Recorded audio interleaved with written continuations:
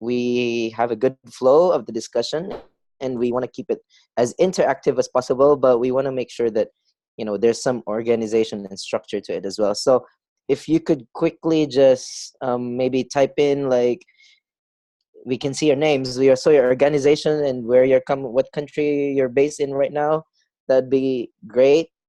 um, for some of the users and the participants, could you please make sure that you're not sharing your screen? We want to have the screen for the presenters, so please do check and take out the sharing of the screen. And as much as possible, if we want to request that you could mute your microphones, please. But we will open the floor for questions. So Mark, who's working with us from the Netherlands right now, will be looking at who's raising their hand or whatever. And if we recognize you, and the moderators, the facilitators, point out and call out your name, then um, we'd love to just open your microphone. So we'll take control of that opening of the microphone, just so it doesn't get confusing. Is that all right with everybody? Yeah. All right.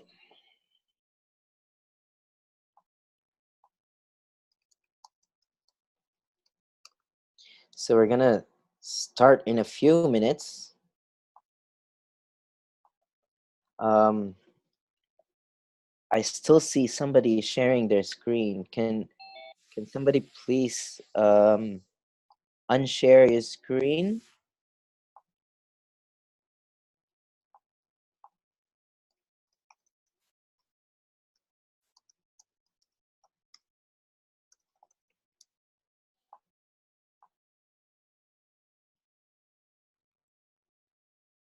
Okay.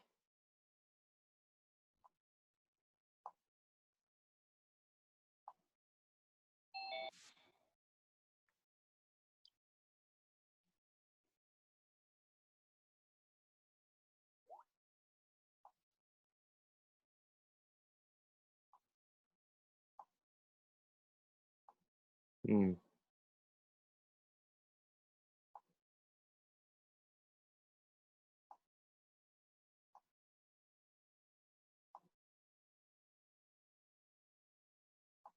All right.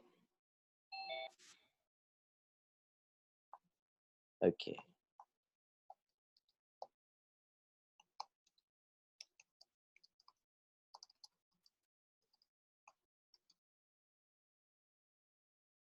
Great. We're getting people from all around the world, eh?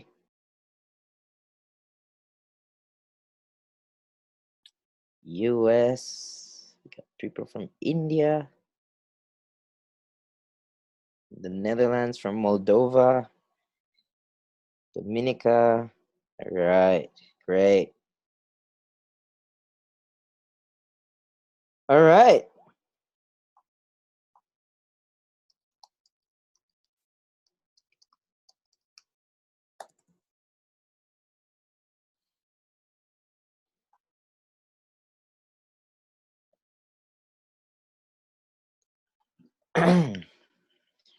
All right. Good day. Let me just say good day, everybody. This is Jim, and I'm speaking from the Philippines, yeah? And welcome to the first webinar. I'd just like to introduce briefly just quickly our group. This group that we just started, and which is a group that's open to everybody, you know. And this is the Gfrost Youth Working Group. Just to give you a quick background, this group started off during the 8th Gfrost annual meeting in Australia, and some of the young people that are here also with me, we started discussing about starting or proposing a youth working group to the steering committee of Gfrost. And cut the long story short, we got the go signal, we got their support, and this is one of our first activities where we want to engage everybody who is interested in engaging youth in RAS and youth with RAS. All right. So can everybody hear me? Yeah? Is it good? All right. So, again, just a basic house rules. If you just came in, we'd love to hear or just get to see on the chat where you're coming from, what country you're based in, what your organization is, and please don't share your screen because we are letting one of our co-facilitators share their screen just so that we were on the same page on the presentations. For the microphones, please keep it muted. Our facilitator, Mark, will be in charge of unmuting microphones at the right time during the open forum for questions and all that. So, thank you very much for joining in and listening in. We're very excited to be with you guys right now here in this webinar. So, this webinar is the first of a series of webinars that we've actually planned out. And this first webinar basically just wants to start the discussions and trigger and spark the discussions on RAS for youth and youth in RAS, Rural Advisory Services, also known as Agriculture Extension to some, also known as Agriculture Extension and Advisory Services to some people. And we want to start off by laying down the picture maybe of like how can young people get involved with RAS, or how are young people already involved in RAS, and how do we increase that space. So this first webinar would be just to lay down the fundamentals, these basic setting and leveling off that we're on the right page, we're on the same page, everybody around the world. And the next few webinars will be building also on that kind of understanding on how do we engage young people more. So we have two great people who will be speaking today with us. We have Natalie and Alpha. So we have Natalie here, Natalie Ernst. Uh, she has a master's in geography and has been working, 10 years. She has 10 years of work experience in international development organizations. She's been working with Gfrost for 4 years now, and she does 50% of her time with Gfrost, and she also does 50% of her time with a startup in Switzerland that addresses food wastes. So we have the second speaker, who is Alpha, here today with us. And Alpha is a Tribagonian farmerpreneur. He's a motivational speaker and agri-youth advocate. Alpha is the founder of Y Farm, or We Help Youth Farm, a globally recognized and award-winning nonprofit organization established to creatively promote agriculture among children by increasing their awareness of the world's food problems, and by doing so, grow the future feeders of 2000 in the year 2050. So we have two great people sharing their experiences and understanding of RAS, and we don't want to keep you waiting because you've logged in and wanted to hear already from our first speaker. So let me introduce our first speaker, Natalie, who will talk about RAS in youth, RAS for youth, and youth in RAS. So I give you Natalie, who's the program officer of Gfrost. Natalie, the floor is yours. Yes, hi everyone. Good morning or noon or evening, wherever you are. Can you hear me well? I think so. Yeah, okay. So yeah, welcome to this webinar. I'm very excited to be here. I'm very, very excited to see so many people registered. That is really overwhelming. We didn't expect that actually, so that's really great. So I was given this task to, sort of bring ourselves on the same page and setting the scene for further discussions. This is a bit challenging to do in 15 minutes, but I will try.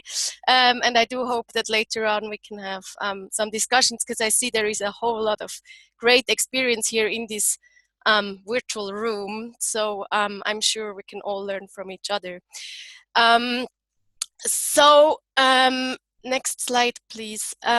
Maybe as a first start, I just wanted to ask you, like, what do you think, or how do you define rural advisory services? How are you involved with RAS? I just want you to quickly put yourself on, well, just write some notes in the chat on how you are involved with RAS, on what you are doing, on what you are advising on how you perceive rural advisory services or extension services or agricultural advisory services, however you want to name it. So please just type a couple of answers on what you are doing, just that we see a little bit the broad range of advisory services. I give you some time. We already have one answer there. You can also raise your hand if you want to say something now. There is a raise hand button somewhere in your screen.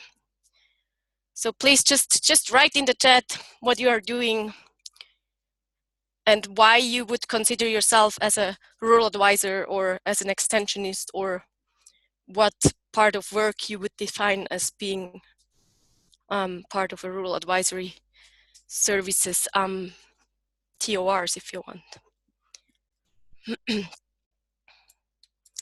Just give it some more time. So we have international development, extension and participatory activities. We have evaluation and participatory research, helping people out there.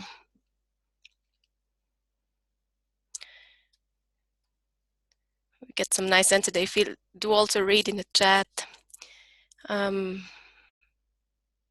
Aspirations, youth employment. A lot of research here. Education, research, and documentation is one definition given.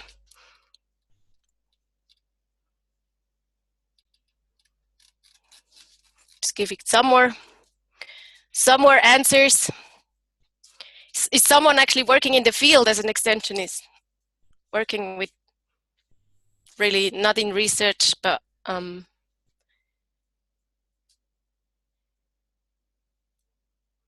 youth in agriculture. Okay, thanks. So the point that I wanted to make here, advocacy. Okay, nice. So what I wanted to just keep writing, that will be interesting also for later on for our records.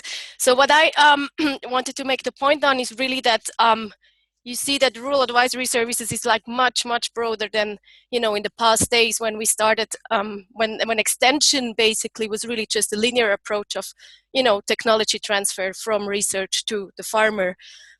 Next slide, please.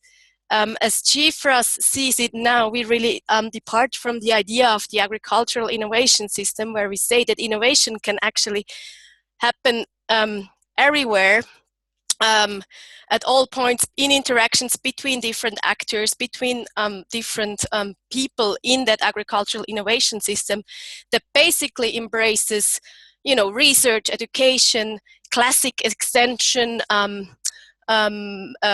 farmers organization, input suppliers, agri-processors, transporters, and of course is influenced by the regulatory system, like by policies, the context, the national, regional context where you are in, etc. And we really perceive rural advisory services or extension as being the brokers in that whole agricultural innovation system. We really think that the role of the extensionist today, or of the rural advisor today, is to, you know, make sure that to facilitate actually between this, in this complex system and in this complex, you know, system. So next slide, please. Gfrost defines really rural advisory services as all the different activities that provide the information and services needed and demanded by farmers and other actors in rural settings. Rural advisory services assist them in developing their own technical, organizational, and management skills and practices to improve their livelihoods and well-being. So it's really about, you know, improving livelihoods and well-being. It's not just about productivity and income anymore. And it also sort of considers that rural advisory services nowadays are increasingly asked to take up further roles in supporting rural households. That can be on health, that can be on gender, nutrition, how to deal with risk, help with farm management, support farmers in the use of ICTs. It's a really, really broad range that the rural advisory services nowadays are actually asked to do. Next slide, please.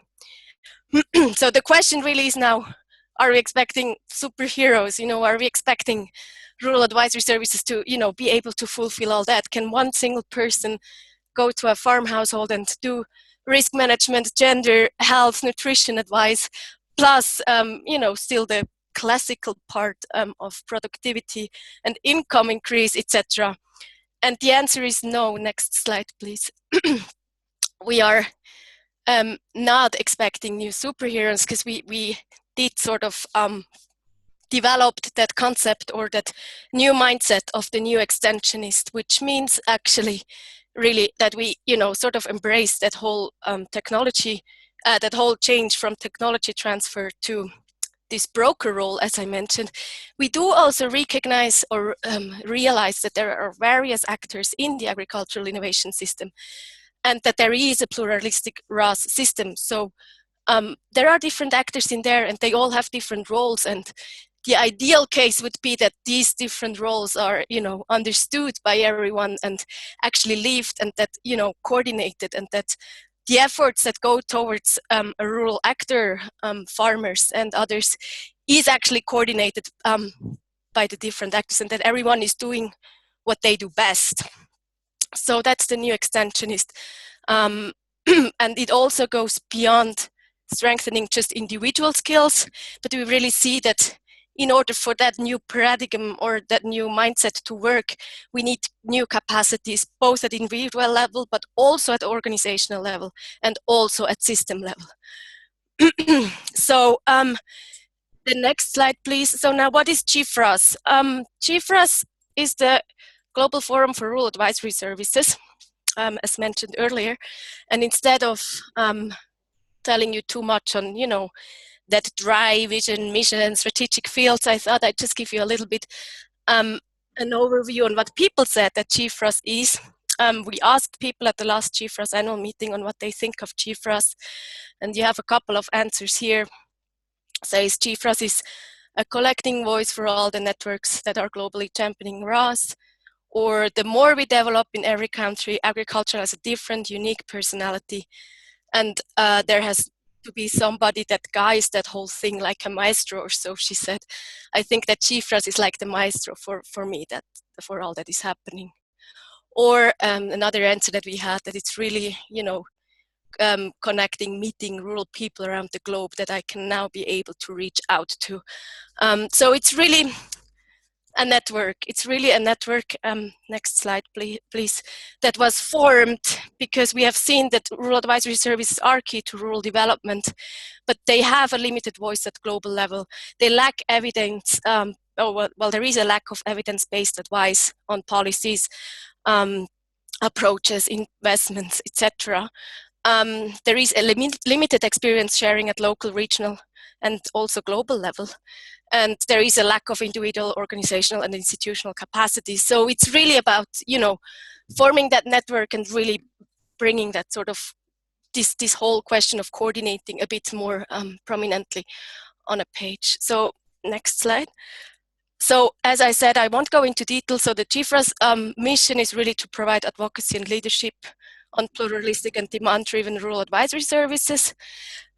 And with the vision to actually effectively contribute, or see RAS to effectively contribute to sustainable development. Next slide, please. We work on 3 areas. One is advocacy and support. One is really the whole question of professionalization and capacity strengthening of individuals, organizations, and the system. And one is really this knowledge generation and exchange. Next. So now the big question for this webinar here, where do youth come in here? So next slide, please.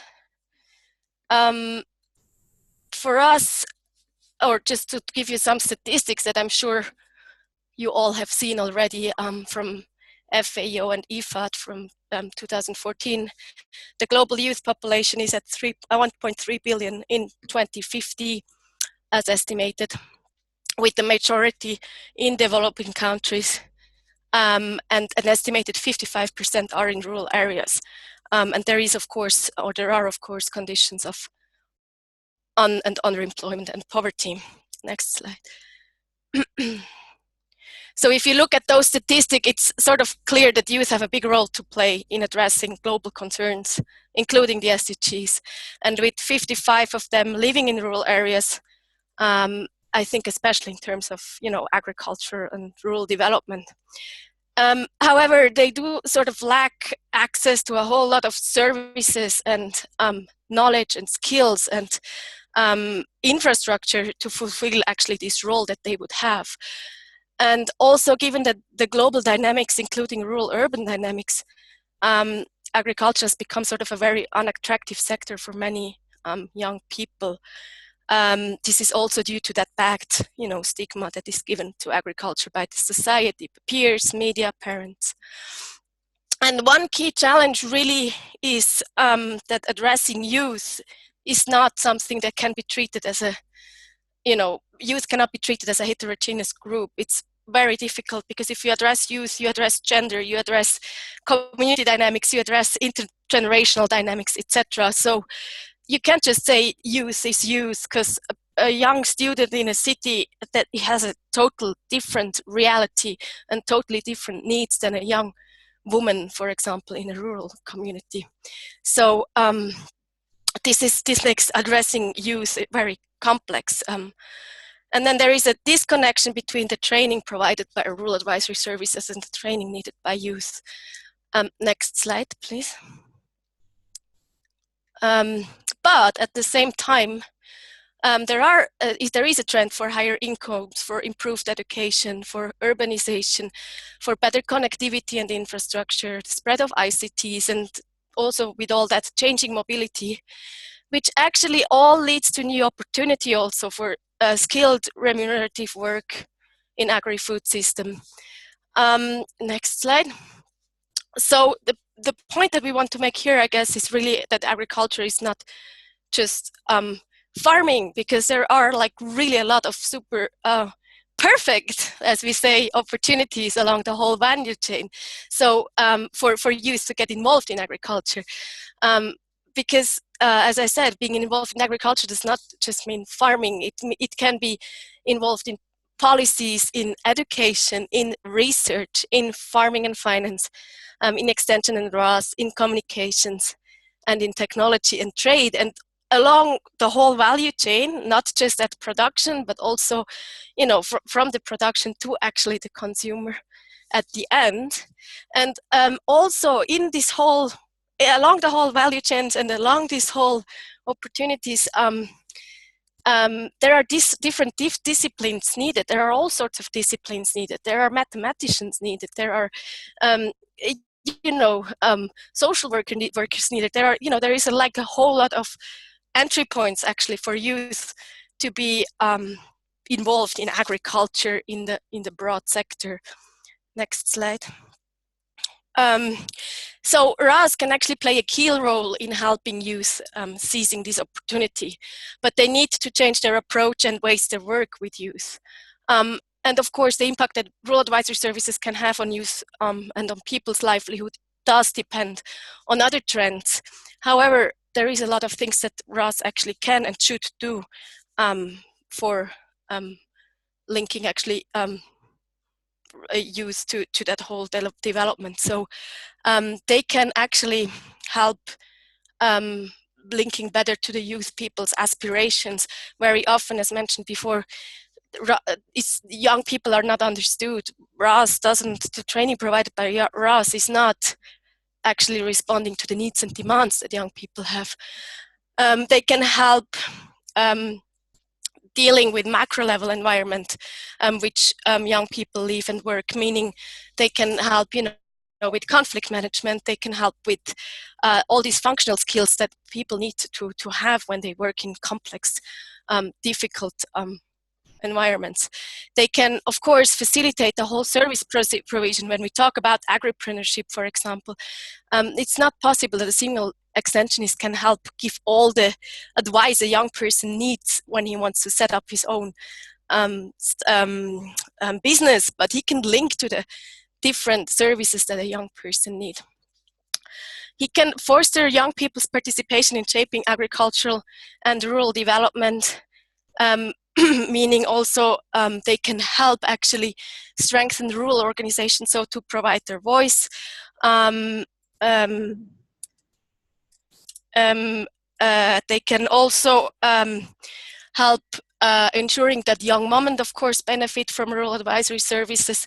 And of course, there is the very classical type of work that the rural advisory services do, which is education and training for young people. Next slide, please.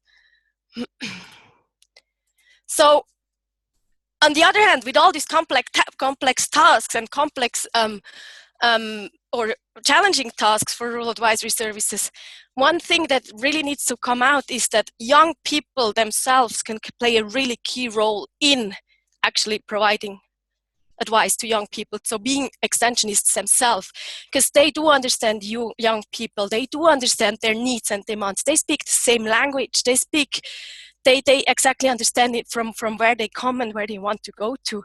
So the opportunities for actually engaging youth in extension and in rural advisory services and therewith create win-win situations is really, really big. And I think this is really also why we do want to, engage you and see you actually as a role, having a role in RAS. Next slide. Just very shortly to close. So where is youth and Gfrost? What is the link in there? So we published a youth issue paper last year and had the Gfrost annual meeting 2017 on that topic, with the result of actually the youth working group being created that we are having here. So that's the direct output. Next slide, please. And next slide. We can talk about the youth working group a little bit later on anyways. So we really want to encourage you to, join this movement and be part of the change and see where in these perfect opportunities you can fit to take up your role as a, changing actor in our world and for the future. So I thank you for that, and I hand over directly, I think, to Alpha, or back to the moderator, actually. Thanks. All right. Thank you very much, Natalie. All right. We actually got a lot in that, really a lot of content within that time. And we want to open the floor to maybe 2 questions right now in relation to what Natalie just presented. So if you do have any question, you could raise your hand, or you could type your question on the chat box, and Natalie could actually just address that question once we see it come up on the chat box. Yeah, so you're free to type in your question right now, and we'd love to hear from you. What can you say? What do you want to ask about? If there's any comment or anything like on that matter. Right. Okay. Well, if you don't have any questions yet, I would say that we could move to the next speaker, Alpha. Okay, here, there's one question right here. Oh, the question on the definition of the youth. Yes, we discussed this just before the webinar, and it's true, we didn't actually include on purpose the definition of youth. There are the formal definition of youth, like from the UN or from other organizations, but for me personally, for that presentation, and from my experience, I'm not a big fan of these rigid definitions of youth, because when you think of the definition of youth being between 16 and 24, let's say, that's like the UN definition, I think. I mean, people 25 years old up to 30 years old is exactly the moment when they enter their professional career. And that's where they need like a lot of support as well. So if you just take this rigid age definition of youth, then you get very, then you start thinking in a box, and you don't maybe consider, the whole actually picture that you need to look at. So that's maybe just a short answer to that, but I'm sure we can discuss as well. Yeah, we still have some other questions, Natalie. You might want to address some. Mm-hmm. So I think the questions on how youth can be engaged with Gfrost, that's part of the idea and the purpose of the webinar as well, and we can come to that also later on. I think in the next webinar as well, and later in the discussions, it's really and I would like to, maybe Mark can answer actually that question later, or even the youth working group, you, Jim. Yeah, so there are a couple of questions on that. ICTs. Yeah, so that's all for the working group. So I think, I don't know, Jim, whether you guys from the working group actually can take the word. From our side, maybe just as a short notice from Gfrost, please do join the working groups, and please bring in your own ideas. It's really, we want this group to be open for everyone, and we want this group to be really responding to the needs of youth. So we don't want to have a group where we decide from a top-down approach how and what we are doing. We want to get to have you guys who set the priorities and define what is needed most by young people all over the world related to advisory services. So you can just for how to sign up for the group, I think Jim or Mark, you guys will tell that later on, right? So yeah, that as a short answer. Okay. All right. Thanks, Natalie. Thank you, guys. Thank you very much.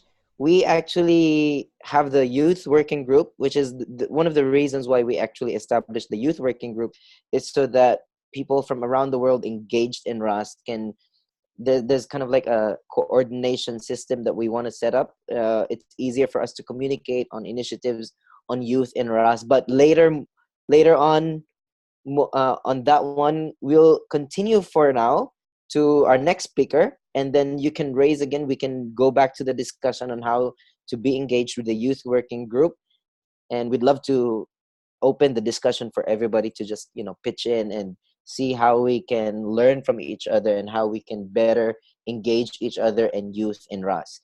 So without in the interest of time, I'm now handing the floor to Alpha, who is the founder and executive director of Y Farm, or We Help Youth Farm. So Alpha, the floor is yours.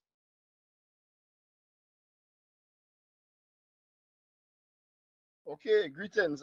Thank you very much, Jim. Thank you for the introduction.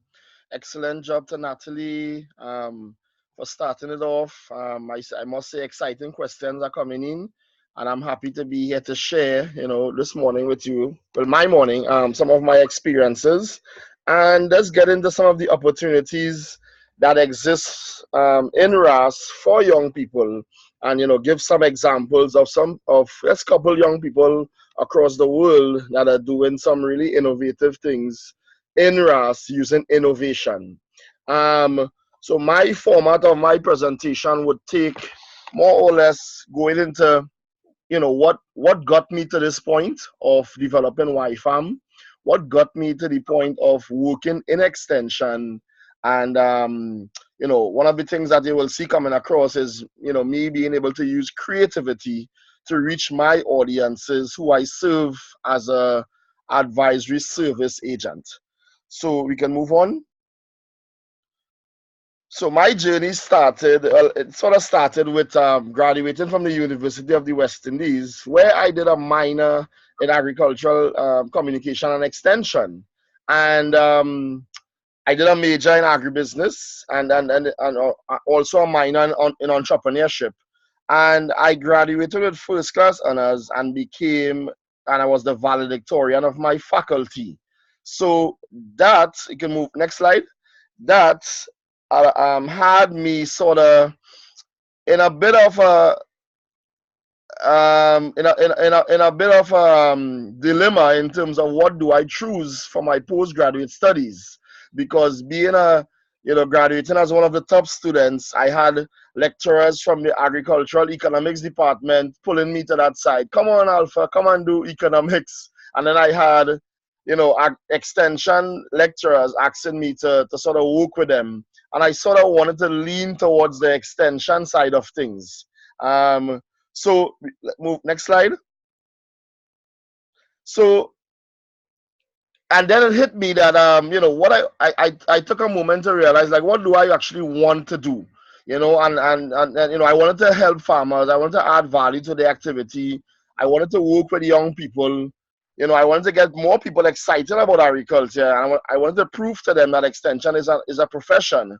Because while trying to choose between economics or extension, there would have been a lot of rumors to what extension is about, and it doesn't, some cases it doesn't make sense. Is extension really doing anything for agriculture? So I sort of wanted to prove them wrong and show them that an extension is needed to increase agricultural productivity. So there I ended up choosing the agricultural extension. Next slide. And I started searching for different opportunities, and how, because I knew that to be in extension, it couldn't be the typical extension where you feel you graduate from the university and then you could go on the field and tell farmers, do this, don't do that, do this, don't do that. I know that we had to add value. You must add value to the service which you provide to them. And I attended a training in India, and we were looking at agricultural entrepreneurship and supply chain management. And interesting enough, I started learning about NGOs that help farmers in India. And one of the examples that really stood out to me was that they had a mobile soil testing bus. And I found that to be so cool and so in line with where my mind was in terms of being an extensionist and adding value to farmers. So here it is, they can go on the farm with this bus, test their soil, and not just go there, look at the soil and say, you need this, you need that, but actually test them and give them some rapid response results. So there, while in India, I wrote down the word Y farm, and the acronym at that time, it meant we help you farm. Move on. So, and as I continued my search then, or my quest to add some different value into extension, I wrote a piece called Extending Ag Extension. And as you would see on the screen here, it had a design, and it was a poem. So I realized that the attractive messages, it's much easier to read and sort of telling a story. And of course, I used it on social media, and it did a good job. I didn't expect it to do such a good job in terms of reaching out to the masses of people and people sharing it around, and I realized that I started to find a way in which I could reach young people using creativity in ag extension. Move on. So then again, it sort of occurred to me, and of course this is a process in which I'm taking you through, that the problem is creating youth engagement, right? And the solution is creatively engaging youth. So one of those things that the problem is the solution. And of course, why creative engagement? Because there's a decline in youth in agriculture. And why you want to creatively engage youth? To increase youth participation in agriculture. Next slide. And as we are presently in the year 2018, and we know some of the statistics. I wouldn't go too much into this. That farmers are aging.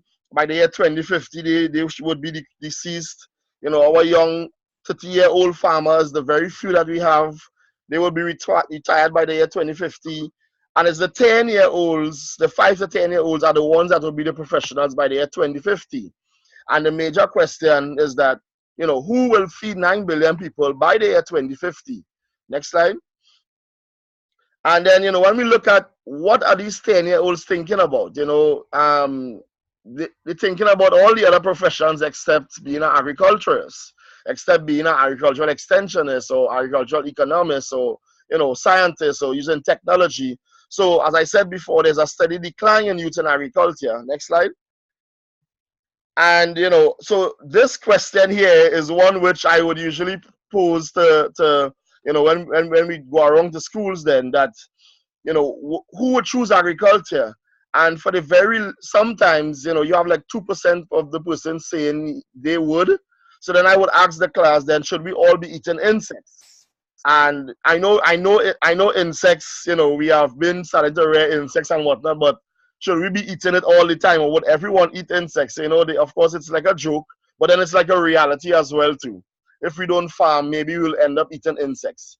Next slide. And so, you know, we realized that we had to do something to make agriculture, you know, in order to have increased youth participation in agriculture. So, you know, the story has been told. Next slide. So, you know, it was there like a light bulb hit me that, I found my way of how I'm going to add value to extension, how I'm going to add value to people.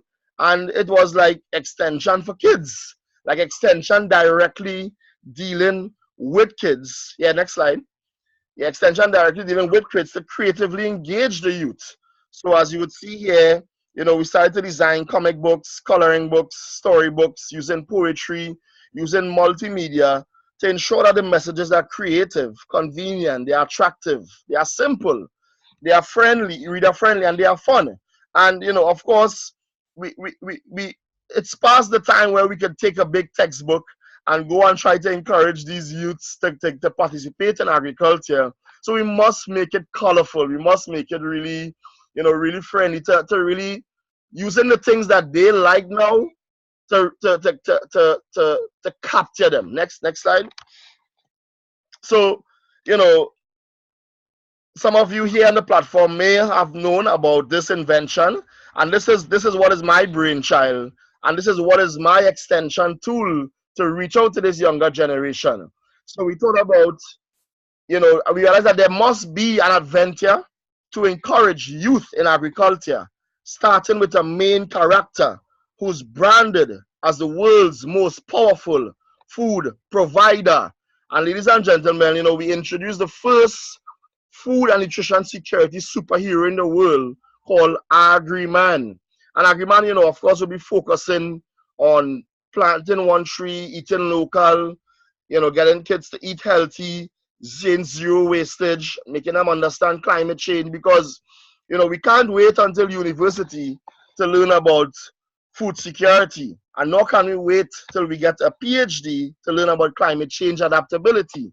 So Agriman's motto is growing future feeders from the ground up. Next slide. So, and here, of course, you know, we would take the messages of Agriman to the schools. Agriman would go to the schools, go to the career days. In some parts of the world, when you have career days, you don't have anyone representing agriculture, because they simply just don't see it to be a profession.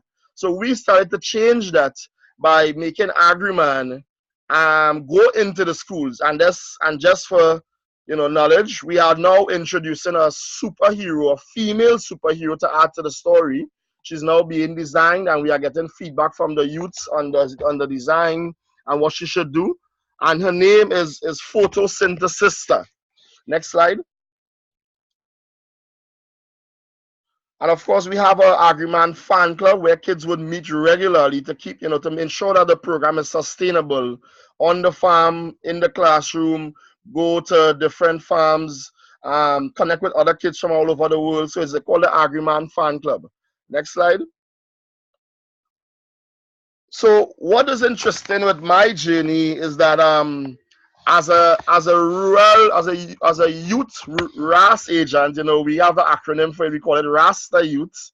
You know, I realized that I have the ability to reach even wider audiences, and I am an extension agent.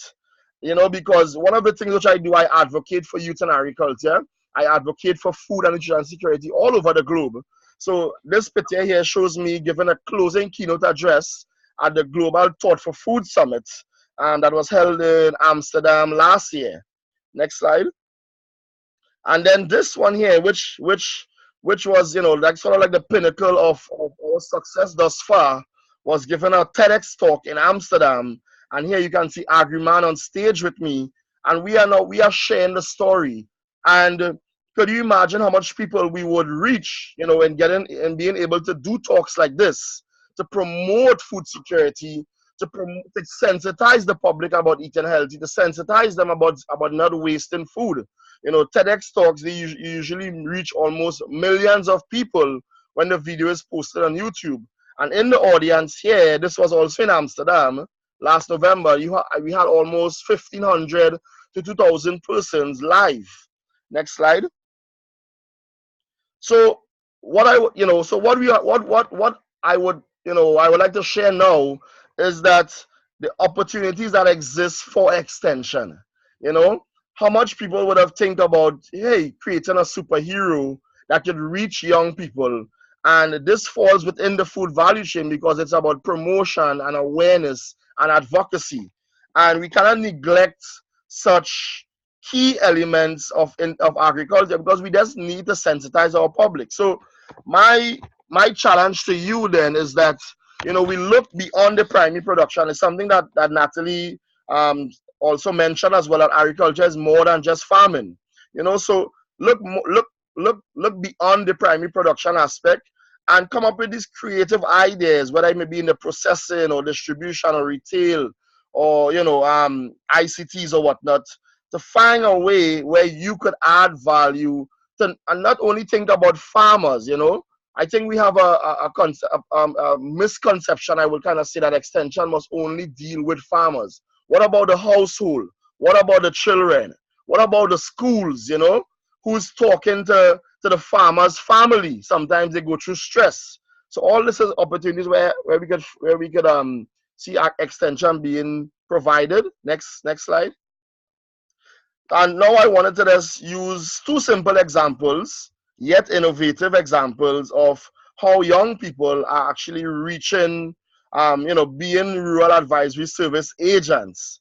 And in this case here, I'm going to quickly tell you about the Agribusiness TV, which some of you may have an idea of it already, you know. So this was set up by Nosheen Hossein and her husband. And they are based in Burkina Faso in Africa. And they are using storytelling via video, you know, ICTs and creativity to tell stories on social media about the young agribusinesses that are developed throughout Africa. And you know, the screenshot of this video here, they have received almost over 700,000 views for this video here, which is a story about three brothers in Benin, and they have designed new technologies for processing.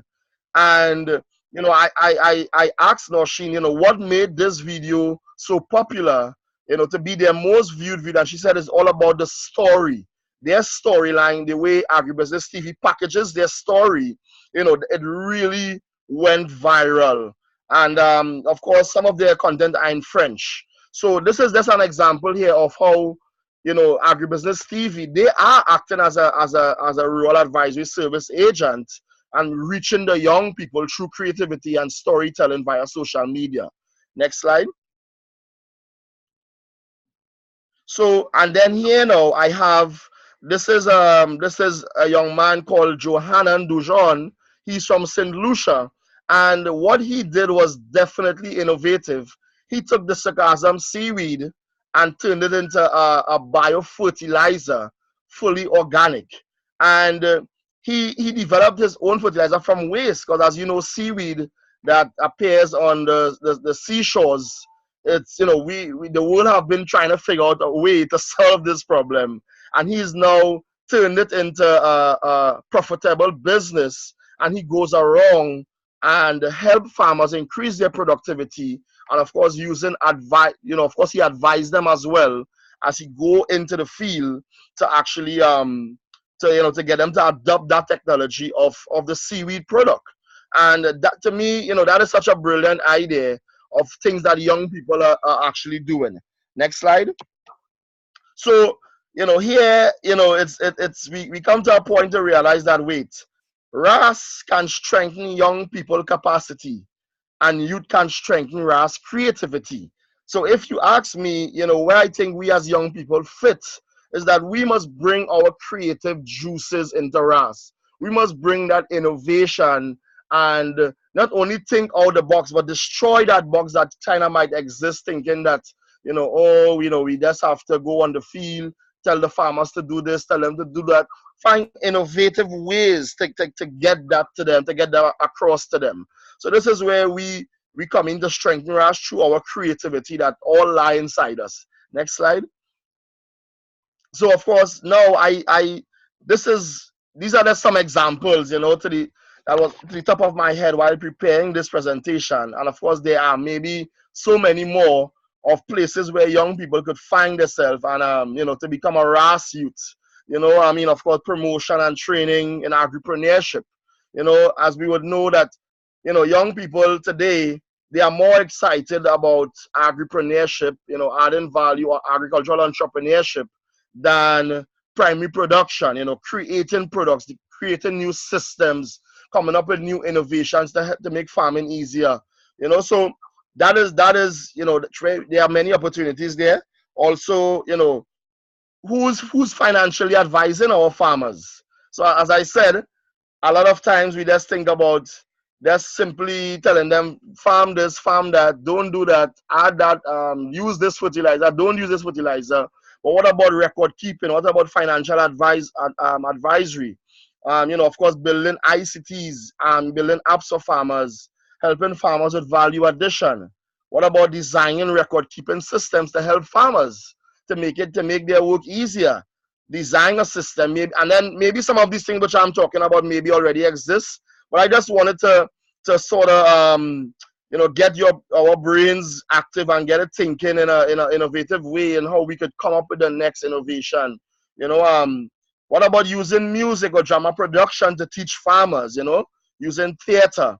What about finding easier systems to help them sell their produce? What about nutritional innovation to promote healthier lifestyles to the public?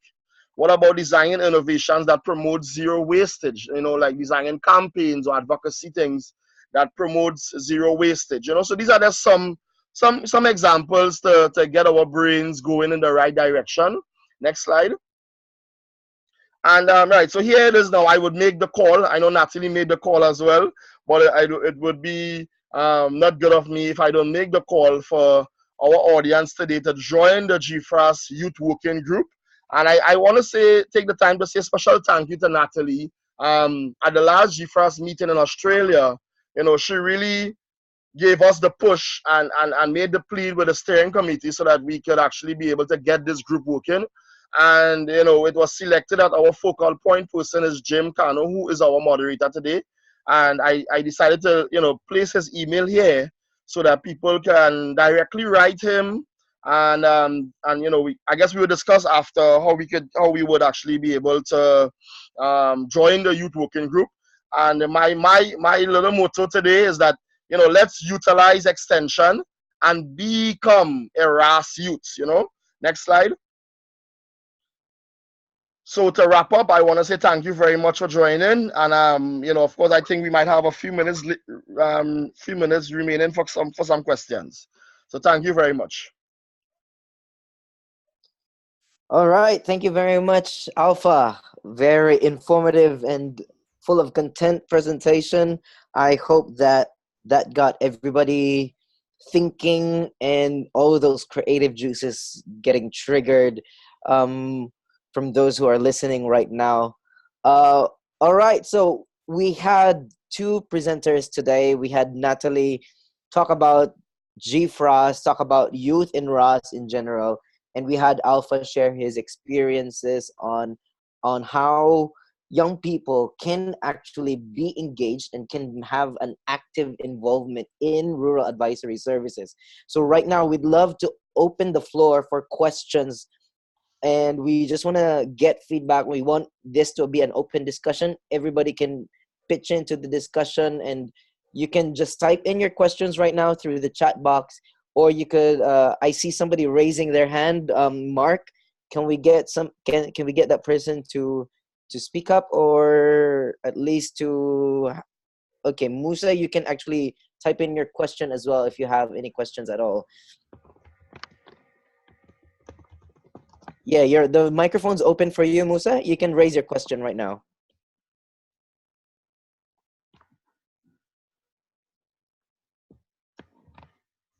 Hello?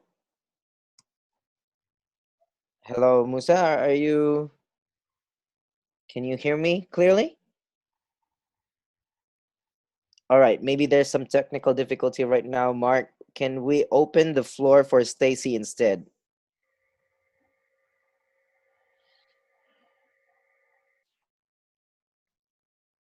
Stacy, you can actually raise your question right now. Hello? Yeah, we can hear you. Oh, great.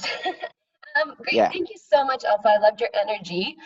Something that comes to mind for me, having worked with young people on extension projects in Sierra Leone and in Ghana, is that there seems to be some resources floating around for some select few young people to get involved in extension through projectized development, so through funder projects. But a big problem across the board with extension is getting resources that are, to actually be able to get any extensionist out into the field delivering services. So I'm really curious, Alpha, if you have seen kind of business models or kind of potentially more resource sustainable ways, and I'm talking about money primarily, for young people to be involved in service provision or to actually create income for themselves that don't depend on a donor project. Okay. All right, go ahead, Okay. Alpha. Yeah. Thank you for that question, Stacy. Yeah, from my, so I would just use my model as an example. So what we have done with building, let's say, the Agriman Adventures, which is a project out of YFAM, and YFAM is an NGO.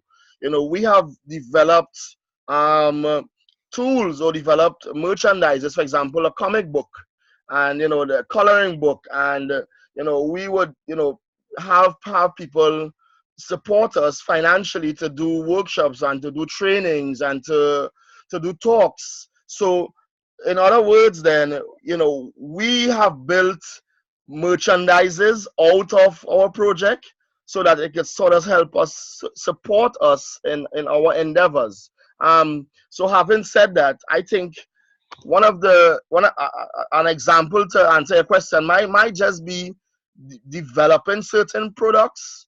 For example, as I mentioned before, with the young man from St. Lucia with the Algas Organics, he built that product, so he can now earn revenue from that while he is still assisting farmers on the ground. Thank you. I hope that sort of briefly answers you. I'd like to pitch in on that question also, Stacy. One of the models that I've seen here in the Philippines is that there's a group that positions itself as a consulting firm, and they actually do consult. They have this service provided to marginal communities, fishermen and farmers, but they don't charge it to the farmers, right? They don't charge it to the farmers. They don't charge their services rather to the farmers or the fishermen. They actually get industry partners to fund their consulting services. So what happens is they actually help the farmers and fishermen increase their capacity to market their products, and the industry partners provide also that funding. So I think there's a lot of room for innovation to come in on how to develop resources and income streams depending on either products or services. Yeah, just to add on to also what Alpha's been doing in Y Farm.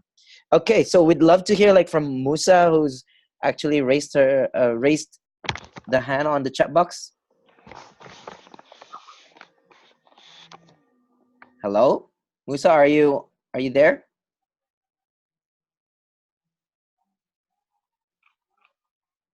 Okay, we still don't have any answer so far. Can we get on to Festus instead?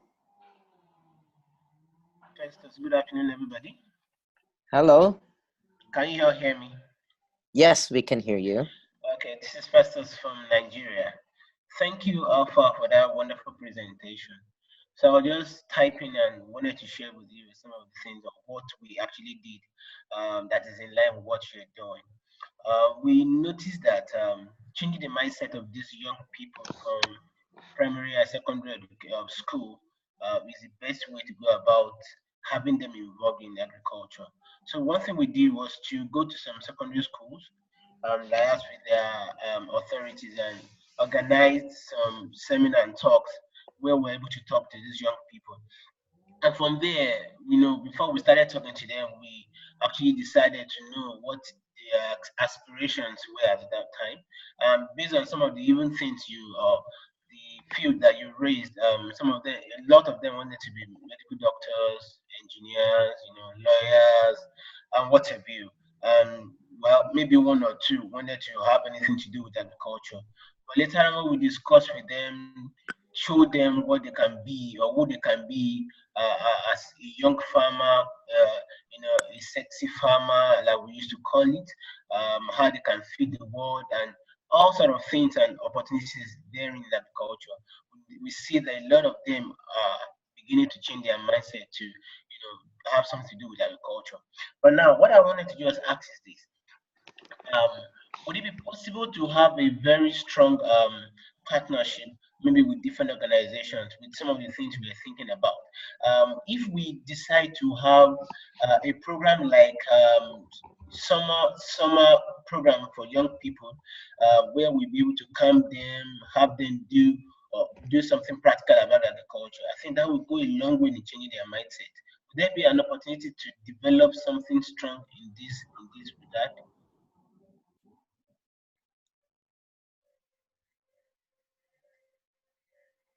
Alpha, you Hello. can respond to that. Okay. The question itself, it came across a little blurred. Jim, maybe could you just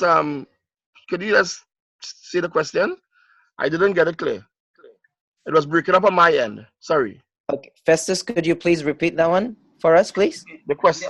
What I was saying is, would it be possible to have a program designed by different organizations? Now that we have Gfrost now and we have different organizations here, in such a way, I'm recommending that if we have a young or kid summer camp where young people can be brought together, be trained, have a lot of activities based on these comic books that you have designed, and we can train them on how they can be involved in agriculture. This is something tangible during these camping exercises. I think it's going to go a long way in changing young people's mindset also.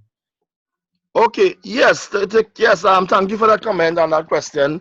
Definitely, the answer is yes to that. So one of the things which I didn't mention was that we have launched in different countries. So we actually have our country rep for Zambia on the line with us here today. Shepard is there, and so I am gonna leave my email in the box there. And those of you, I see some of our people are interested in talking more, and you could write me and we could discuss more on how we could go about doing this. Maybe getting some of the comic books for some of your camps over there, some of our materials, or having an agreement over there in your respective countries. So thank you for that suggestion. Comment. All right, thank you very much. I think we've reached this part of the webinar where we have to wrap up as well. It's been an awesome time together, and well, just to wrap up and all on this webinar, we actually had Natalie again to lay down the bigger picture of Gfrost and RAS in engagement with youth, and Alpha to also shed some light on some experiences on that. We're very happy to actually get everybody involved with the youth working group. So I'm actually sharing right now here on the chat box a link to a Slack group. So Slack is an online platform. It's kind of like, you could imagine like it's a virtual office. So we've actually set this up, and you could join in Slack, and this is one way for us to get the ball rolling on the youth working group. And the long-term idea is that we actually get youth representations, or people who are actually involved with youth initiatives and RAS in different parts of the world, to actually be on that Slack group and start discussing, and all these ideas coming up even in the open forum, the youth summer camp, the increasing of revenue streams. These are things that we can continue to discuss and actually talk about, learning from each other. How are we gonna really effectively engage young people and with different contexts? So I encourage everybody to actually get onto Slack, the Slack group, which you can see on the link right now here in the chat box. That is our Slack group for the Gfrost Youth Working Group. All right, so this is just the first of many of webinars. We are actually planning 2 or 3 more webinars for the year. The next one should come about 1 or 2 months after, and we are focusing that webinar on policy advocacy as well. How do we utilize policy advocacy in setting up an environment where young people can be effectively engaged in rural advisory services, and many other discussions around that policy sphere. We are also talking about like gender involvement and all these other, we have lots of topics that are in line, and we will be keeping in touch, giving you details on the upcoming webinars once we have those ready. So to remind everybody, we are opening the group. Basically, you can join in on that Slack group rather. Be involved with the youth working group, and we'd love to hear more from you. We'd love to start the discussions and get the ball rolling all around the world on youth in rural advisory services. So thank you very much. This is a great start for all of us, and this is a great start for everybody to start discussing on how we can utilize extension and become RAS youth, as Alpha would say. So thank you very much. We will be keeping in touch, and this is the end of our webinar for today. Thank you very much. Have a great day, everybody.